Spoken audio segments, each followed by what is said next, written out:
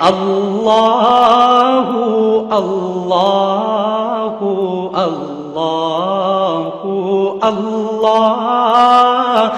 اللہ اللہ۔ السلام علیکم ورحمۃ اللہ وبرکاتہ۔ تمام طلباء، دوستوں، بزرگوں اور ساتھیوں کو قرآن اور جنت کے حوالے سے سبق نمبر 4 میں خوش آمدید کہتا ہوں۔ اس سے پہلے میں نے 3 اسباق میں قرآن پاک کے 10 مختلف مقامات ذکر کیے تھے جہاں اللہ رب العزت نے قرآن پاک میں جنت کا ذکر فرمایا ہے۔ آج کے اس سبق میں قرآن پاک کے 11ویں مقام پر جہاں اللہ نے جنت کا ذکر کیا ہے اس کا ذکر ہوگا۔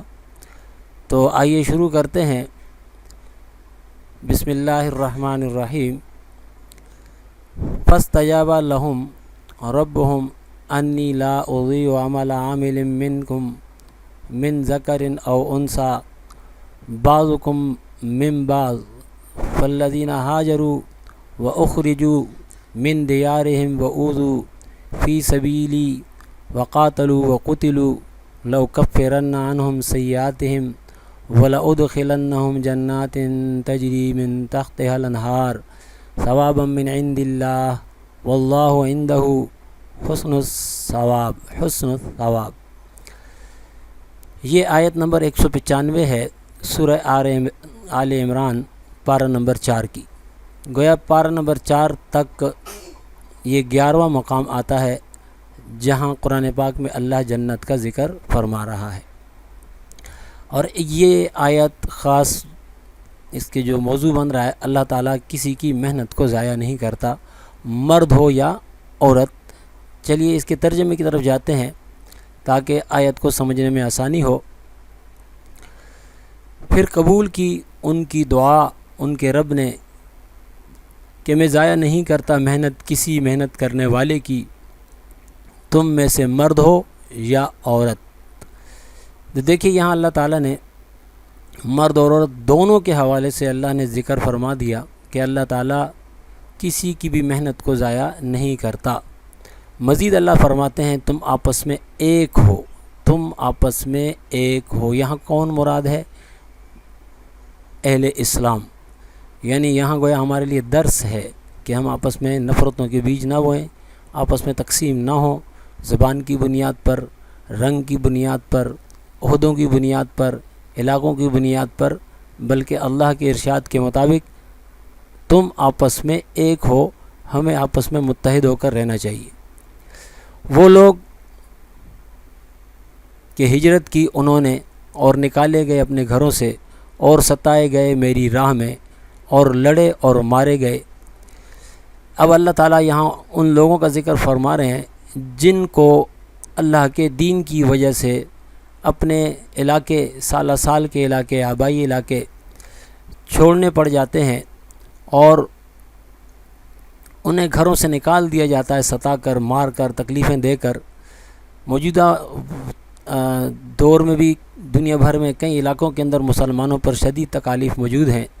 اور ان کے اوپر جو ظلم ڈھائے جا رہے ہیں صرف اس بات کی وجہ سے ڈھائے جا رہے ہیں کہ وہ مسلمان ہیں، ایمان والے ہیں، اگرچہ وہ گناہ گار ہیں جیسے آج کل ہم سب کے اندر گناہ ہے۔ تو اس کا یہ مطلب نہیں ہے کہ اگر وہ اپنے دین پر قائم رہنے کی وجہ سے انہیں نکالا جا رہا ہے تو انہیں اجر نہیں ملے گا کیونکہ جی وہ گناہ گار ہیں، بلکہ انہیں جو تکالیف دی جا رہی ہیں تو بنیادی وجہ یہی ہے کہ وہ اہل اسلام ہیں، اور اسلام کے ساتھ نفرت کی وجہ سے، بغض کی وجہ سے لوگ انہیں ان کے علاقوں سے تکالیف دے کر، مار کر، ظلم کر کے نکال رہے ہیں۔ جیسے برما میں بہت شدید ظلم ہوئے، کشمیر میں ظلم جاری ہیں، اس وقت پورے بھارت کے اندر مسلمانوں پر ظلم ہو رہے ہیں۔ تو جو لوگ اس حال میں ان تکالیف کے اندر اللہ کی ناشکری نہیں کر رہے اور منہ سے غلط کلمات نہیں نکال رہے اور ان تکالیف کو برداشت کر رہے ہیں، تو وہ بھی اس اجر و ثواب میں یعنی شامل ہیں جو یہاں اس آیت میں اللہ تعالیٰ جس کا ذکر کر رہے ہیں کہ وہ لوگ کہ ہجرت کی انہوں نے اور نکالے گئے اپنے گھروں سے اور ستائے گئے میری راہ میں، اور دوسرے وہ لوگ اور لڑے اللہ کی راہ میں اور مارے گئے یعنی شہید ہو گئے، تو اللہ فرماتے ہیں یہ گھبرانے کی بات نہیں، البتہ دور کروں گا میں ان سے برائیاں اور داخل کروں گا ان کو باغوں میں جن کے نیچے بہتی ہیں نہریں، یہ بدلہ ہے اللہ کے ہاں سے، اور اللہ کے ہاں ہے اچھا بدلہ۔ تو دیکھیے اللہ تعالیٰ دنیا کی ان تکالیف کے بدلے دنیا کی نعمتوں کا ذکر نہیں فرما رہے، کیونکہ دنیا اللہ کے نزدیک مچھر کے پر کے برابر بھی نہیں ہے۔ مومن کو جو تکلیف پہنچتی ہے اللہ اس کی ہر تکلیف کا اس کو بدلہ دیتا ہے، یہاں تک کہ سوئی بھی اگر اس کے ہاتھ میں چبھ جاتی ہے اپنے ہی ہاتھ سے، تو اس پر بھی اللہ اس کو یاد دلائے گا کہ میرے بندے تجھے دنیا میں ہاتھ میں سوئی چبھی تھی، تو نے صبر کیا تھا، یہ اس کا اجر ہے۔ تو جب کفار کی طرف سے جو تکالیف مسلمانوں کو پہنچائی جائیں گی، ان پر ظلم ڈھائے جائیں گے، ان کو گھروں سے نکالا جائے گا، انہیں مارا پیٹا جائے گا، قتل کیا جائے گا، تو پھر بھی یہ اپنے دین پر قائم رہیں گے تو پھر کتنا بڑا اجر ملے گا ہم اس کا اندازہ نہیں لگا سکتے۔ اس حوالے سے حکومتوں کی یعنی اسلامی حکومتیں یا مسلمان حکومتیں، ان کی بھی اپنی ایک ذمہ داری ہے کہ وہ ذمہ داری پوری کریں، لیکن وہ نہیں پوری کر رہے، کیونکہ زیادہ تر اسلامی ممالک کے اندر جن کی حکومت ہے وہ یا تو بددین قسم کے لوگ ہیں یا پھر منافقین کی حکومتیں اسلامی ممالک میں قائم ہوئی ہیں۔ تو ایسی صورت میں ہمیں اللہ کی ذات سے بددل نہیں ہونا چاہیے، بلکہ صبر کے ساتھ مصائب کو جھیلنا چاہیے، البتہ اللہ سے مصائب مانگنے نہیں چاہیے۔ اور دیگر جن علاقوں کے اندر مسلمان امن میں ہیں انہیں اپنے ان مسلمانوں کو بھولنا نہیں چاہیے، خواہ وہ کشمیر کے مسلمان ہوں یا فلسطین کے مسلمان ہوں، یا آج کل پورے بھارت کے اندر مسلمانوں کے ساتھ زیادتی ہو رہی ہے، تو انہیں بھولنا نہیں چاہیے، ان کو کم از کم دعا میں ضرور یاد رکھنا چاہیے، اور اگر کسی طریقے سے مالی مدد ممکن ہو تو ضرور مالی مدد کرنی چاہیے۔ تو ہم اگر اللہ کے راستے میں نکل کر جہاد نہیں کر سکتے تو مجاہدین کی مدد کر سکتے ہیں، اور ان لوگوں کی مدد کر سکتے ہیں جو تکالیف میں پڑے ہوئے ہیں۔ تو جو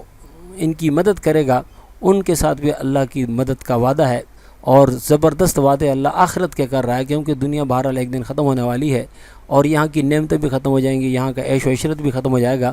اور اللہ کے جو انعامات ہیں وہ باغات جنت کے وہ ہمیشہ رہیں گے، جہاں نیچے نہریں چلتی رہتی ہیں ہر وقت۔ اور اللہ خود دیکھیں فرما رہا ہے کہ اللہ بدلہ دے گا ایسا زبردست،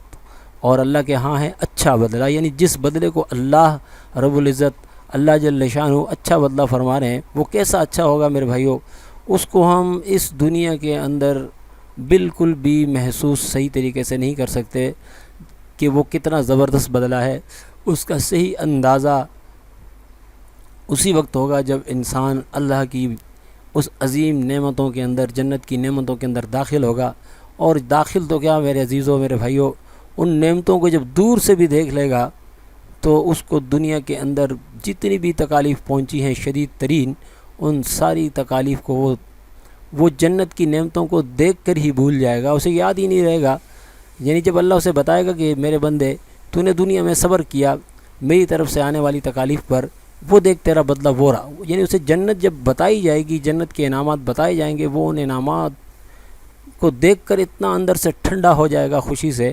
کہ اس کو جو تکالیف بھی پہنچی تھی بڑی سی بڑی انہیں یاد ہی نہیں رہیں گی، اور وہ یہی کہے گا کہ یا اللہ میں نے دنیا میں کبھی کوئی تکالیف نہیں اٹھائی۔ تو یہ زبردست اتنا اچھا بدلہ کہ جس کو دیکھ کر انسان دنیا کی بڑی سی بڑی تکالیف کو بھول جائے، تو جب وہ انعامات حاصل کر لے گا، یعنی جب جنت میں داخل ہو جائے گا اور ان نعمتوں سے فائدہ اٹھائے گا، متمتع ہوگا، تو پھر کتنا مزہ ہوگا ان نعمتوں کا ہم اندازہ نہیں لگا سکتے۔ اللہ تعالی ہمیں جنت کا شوق نصیب فرمائے، کیونکہ اللہ تعالیٰ قرآن پاک میں فرماتے ہیں ان نعمتوں کے حوالے سے وَفِي ذَلِكَ فَلْيَتَنَافَسِ الْمُتَنَافِسُونَ، یہ ہیں وہ